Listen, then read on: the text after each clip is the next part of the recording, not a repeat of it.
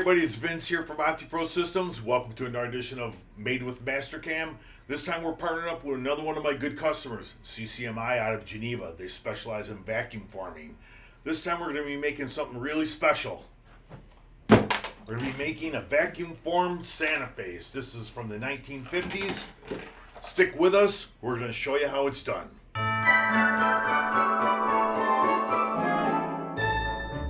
Hey everybody, here we are at CCMI in Geneva, New York. We've got our vintage 1950s Santa here. We're gonna see what we can do with modern technology. Anthony's gonna help us through that. Anthony, here it is. This is what we wanna make. This is like Linda's old grandmother's thing from the 1950s, and it's obviously blow molded. Right. And I don't wanna make the whole thing. I wanna make like half of it, Yeah. so it could be like a picture, so Awesome. we can vacuum form that. We can vacuum form. That's all day long. No problem. I mean, what would you think we could use for material for that? A lot of different options, but we'll probably start with something like a high impact polystyrene or an ABS, or if you want something that's translucent, we'll get into a PTG or a polycarbonate. Okay, then if you put like a light behind there, it'll kind of shine through a little Absolutely. bit. Yep. Okay. Yep. So we're making this video to show the vacuum form process and actually to show our customers how a vacuum mold is built. Sure. And the whole process. So I figured if you could walk us through the whole process and on what I need to do to make a mold for this form. Sure. Yeah. Well, ideally, if we have a file that we can make a mold from, meaning we can CNC machine a male mold or a female mold, that's ideal. Okay. Okay. If we get that done, in this particular case, I envision a male mold, something simple. We can machine it out of a variety of different materials. We get vacuum to that, whether that be a vacuum box or a vacuum plate of some sort. Okay. Vacuum chamber. And the basic concept behind vacuum forming is heating that material in an oven, getting it warm enough to be malleable, and evacuating the air between the material and the mold. And that helps us create a three-dimensional shape. So I'm sure there's different temperatures for different types of materials and time, yeah. the size and all that. And Absolutely. How is all that calculated? It starts with the material type, and it starts with the material thickness, and then we go from there. Okay.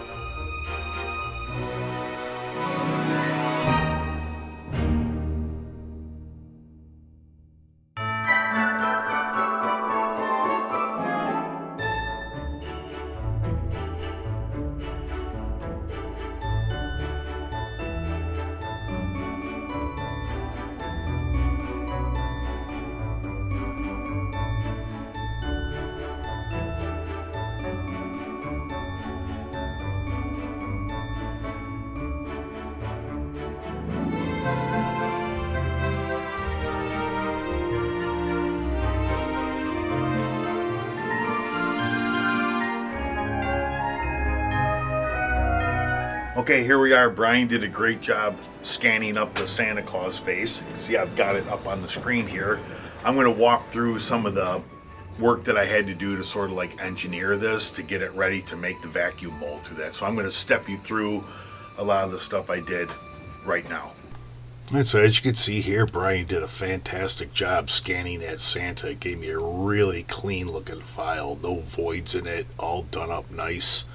I look at it. So this is just part of the way done when we want to make this vacuum mold. So now what I have to do is I have to build up the sections of this mold. So what I have is I only have 1-inch thick material to do this. So I'm going to have to end up screwing and gluing 4 pieces together to make this mold. So if I look at my bottom block, which I started with by positioning the Santa how I wanted it in there, and then drawing the block around it, came up with my size of 16 by 16 is going to fit in my fixture for the vacuum form. Unshade this, you can see that I've put vacuum holes all the way around the part. So as when it draws down with the vacuum, it's going to pull it down tight and be able to give us the better definition around it. I've got a couple vacuum holes in all the deep areas, probably around the eyes and down here near the mouth where it's kind of deep. Just added a few to make things better. So like I said, I'm going to have to, screw these together. If I turn off the mesh here, you can see if I go, okay, block 2, now you can see I've got clearance holes. Here's for the vacuum to come through. I've got my mounted holes in here also, and they'll be glued. So if I go to block 3, same thing. I got everything lined up. I've got dowel holes to line everything together, and then the final block. If I turn this on, this is basically what we have. Designed it like this. So we would have this all glued and screwed together and on the machine. And as you can see, we've got a ton of material to come off, and this would just make dust everywhere in the shop, and I'm just not going to do that. I have a water jet here on the floor, so I'm going to take advantage of that. So what I'm going to do is I'm just going to take the block, or the Santa mesh I should say, and then make an outline of it. And what I've done is I've done that, and what I'm going to do is I'm just going to have Bruce water jet out each plate with this shape around it. See, each one's going to build on top. It's going to water jet that shape. I'm obviously going to straighten out all this. It doesn't have to be all fancy like that. And then finally the last one, and then dowel together. So I'm actually going to machine it like this. So it's going to be glued and screwed together, and I'm going to make a stock model from what I have here on the screen so that Mastercam could see the stock model and then know where to machine. When I do, I'm going to do my OptiRough program, and it's going to machine and trim up the toolpath so that there's no wasted time getting in here and machining this. So the next step I have to do is I have to get these blocks ready to go with the drawing around it, so I could give it to Bruce, and then he could do that. So this is basically what he's going to water jet out, this red thing here. I've got all the holes in it, and that's all I have to do is just glue and screw it together, and I'll be good to go. So I'll see you then.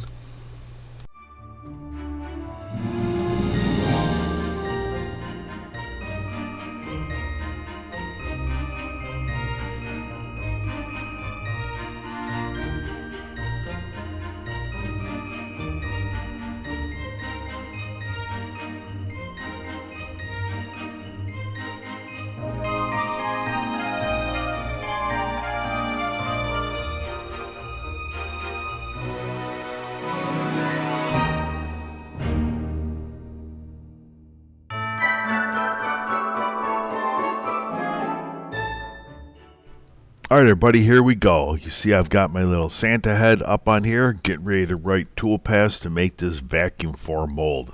I'm going to show you just how easy it is to do. Okay, let me start out with the geometry. So as you know, we started out with Brian scanning the Santa thing and then creating a mesh, refining it and making a really nice looking geometry. Now I then took that and then made my lamination pieces to cut them on the water jet to put them all together so that I could make this mold out of my 3 pieces. So what I did is I took those 3 pieces, put them together, and then created a stock model from there. So what the stock model is going to help me is when I write my toolpath, especially my roughing toolpath, it's going to know where all the stock is, and there will be no wasted cuts whatsoever. It's just going to get into the material and then start cutting immediately. Another thing, when we machine this, you see I'm going to be able to machine this mesh.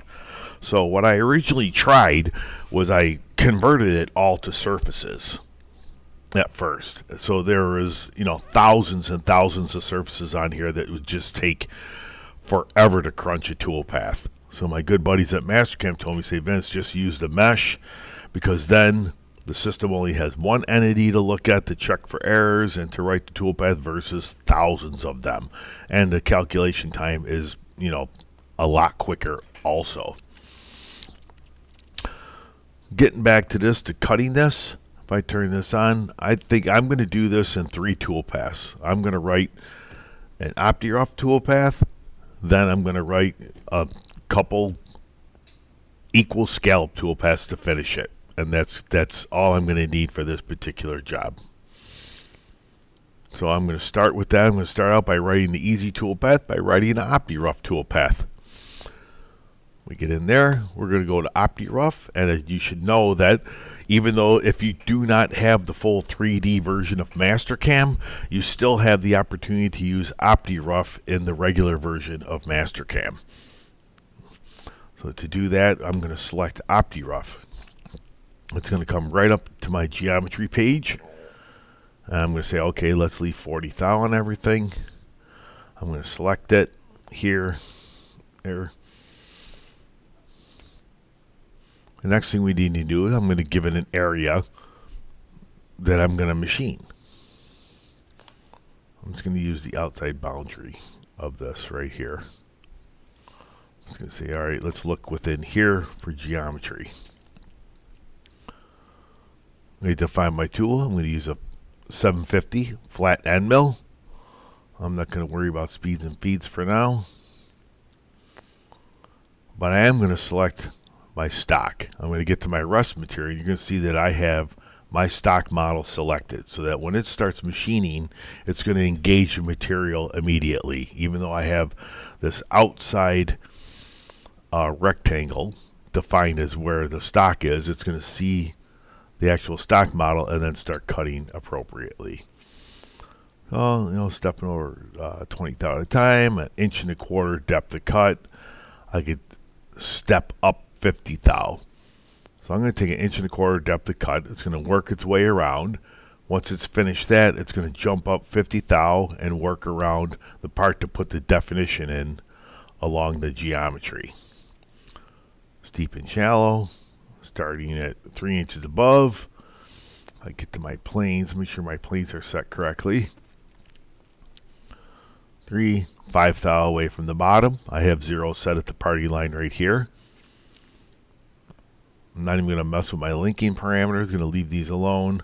Arc filter tolerance, I'm leaving 40 thousandths on this part. So one thing I'm going to do, I'm going to make it like a 10 thousandths tolerance. Okay, getting to this tolerance page. So a lot of people get confused around this page, including myself before I learned it.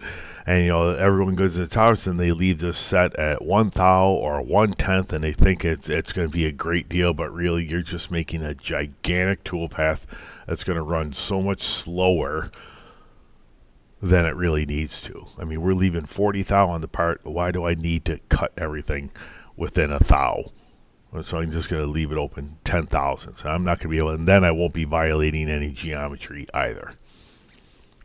My plane set, no coolant, no anything like that. I'm just going to go ahead and hit it.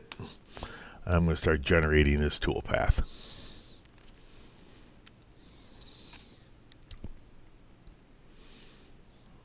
To the view, I'll get my multi-threading manager going here. Open this up and we'll be able to get it going. And there we are. We've got our tool path set. So we got a first roughing tool path. So I'm going to go in. I'm just going to check it out. Give it a back plot. Still look at it. Hit play. Going in. Okay, that looks pretty good. Let me go to my verify page. And we're going to check it out here.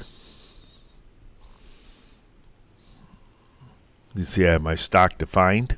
Those are my laminated pieces that I cut out on the waterjet. And we're going to start out, and I want to see what this looks. So I could even step this down. You see my first cut. Go in there. See my first cut. I'm at 1 inch 750 above the bottom of the part. But you see I'm immediately engaging the material as soon as it starts cutting.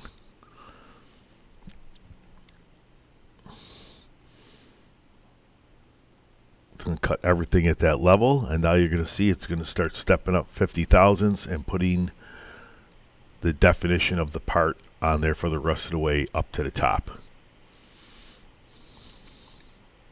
Climb cutting the whole time, of course. Again, another depth of cut, and it's just going to work its way up. Let's finish that. Finally, the final depth of cut. I'm 5 thousandths off the floor.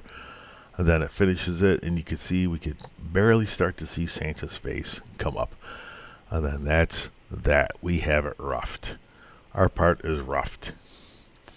So I had created a stock model beforehand, so now I have a stock model set. And I'm just going to go ahead and do a finish tool path.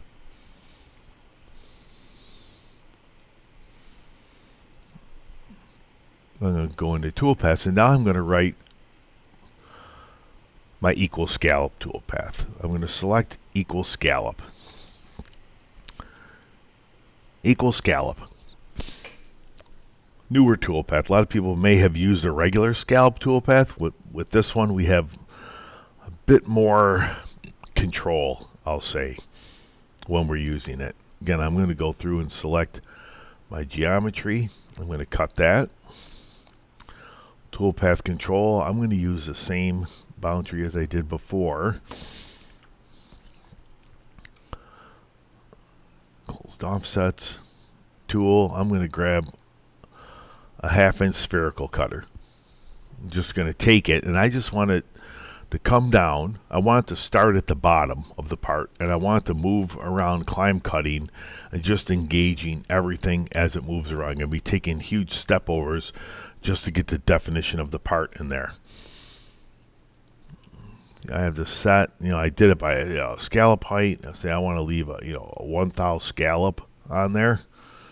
It's going to step over 50 thou. Start at the bottom. Again, I'm not going to mess with my linking parameters, but now we're going to go here. If I go into my model geometry, this one's set at 0. I probably should leave, let's say we'll cut at 10 thou.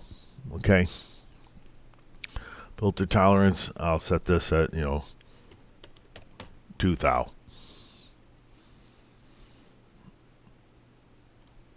Planes need to be on the top.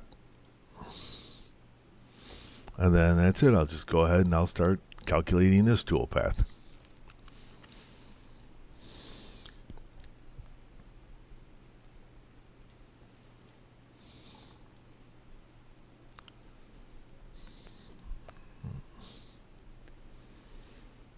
It's starting.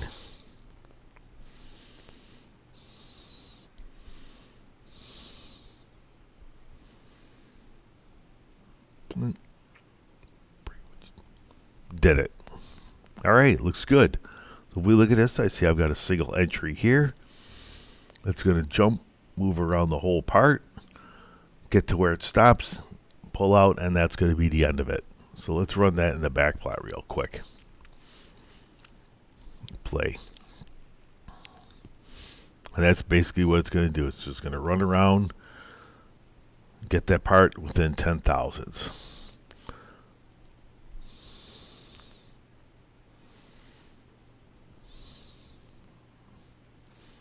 That all looks good to me. So from there, I generated another stock model. And it came up, and it came up with this. So now we could see the previous stock model where I roughed it with the flat cutter to where I have it now after the spherical cutter. I've got my stock model set. So to take this the rest of the way, I figured I would just finish this with a 3/8 ball end mill after analyzing a lot of the radiuses and such that are in there. 3/8 is going to be just perfect from there. So I'm just going to take, I'm going to take this tool path, same tool path I just wrote, and I'm just going to copy it after. I'm just going to copy it. So to do that, I'm going to get my tool path. I'm going to hold down the right mouse button, drag it underneath. I'm going to say copy after.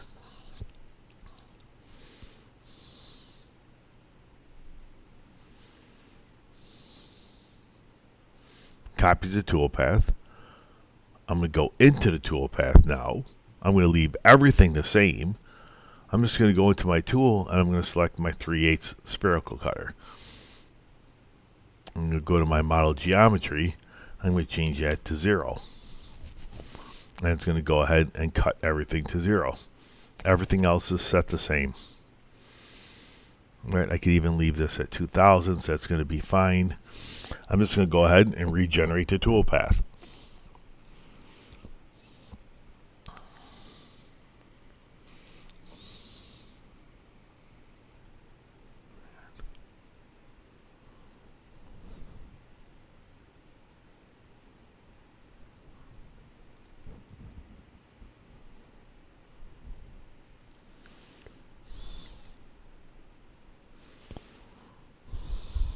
Right. All right, and there we go, and we're all set with that. Go in here, I'll run this back plot. 3/8 cutter, drop it in, down the depth, working its way from the bottom all the way up to the top.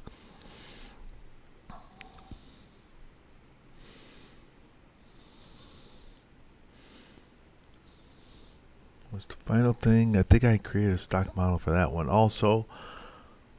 And I did, and you could see where it stopped. So I got a little bit of material left up in here. See down this area here, but for the most part, it's done. It's pretty much finished. And that's all there's to it. 3 tool paths, OptiRough, couple equal scallops, and we're done. Now it's time to get this posted out, get it out to the machine, and do some cutting.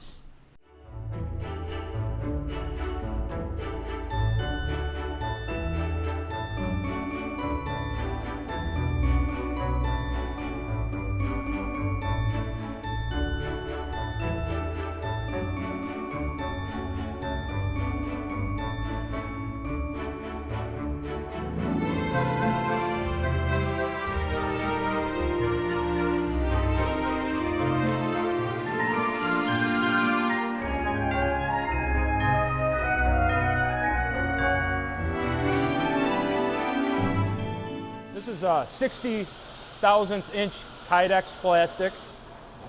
What you do is you heat it up, send it into, or you put it on the frame, send it in the machine to be heated up, comes back out, the mold will come up into the heated plastic, vacuum will be applied, and it will form a part. I put it in here.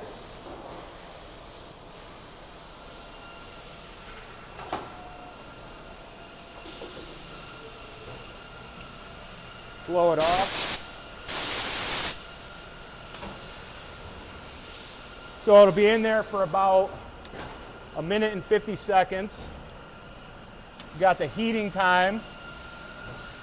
That's the amount of time it'll be on the mold cooling, about 1.5 minutes. That's the amount of time the vac will be turned on during the cooling time, about 1 minute and 15 seconds.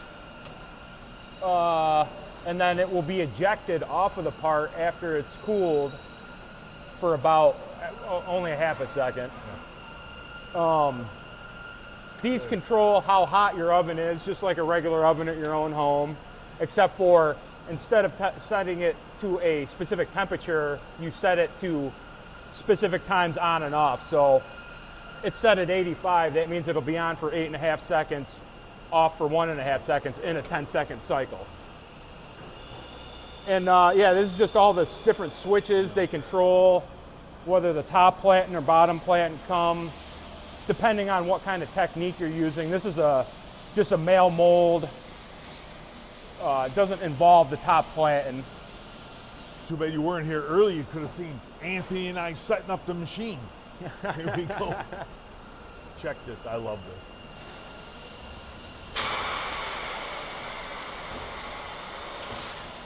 There it is.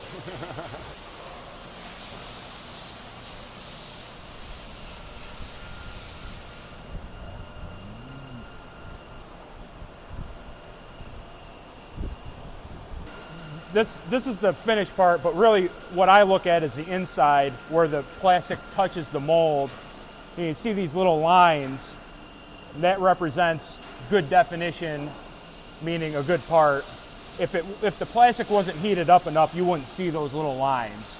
Okay, so that's basically what you're looking for. But you don't want to heat it up too much where you singe the plastic. Okay, all right, and that's your part. That was really good, man. Thank you. Okay, we succeeded with success. Here's our vintage Santa. Here's our new modern age Santa we made with our vacuum form.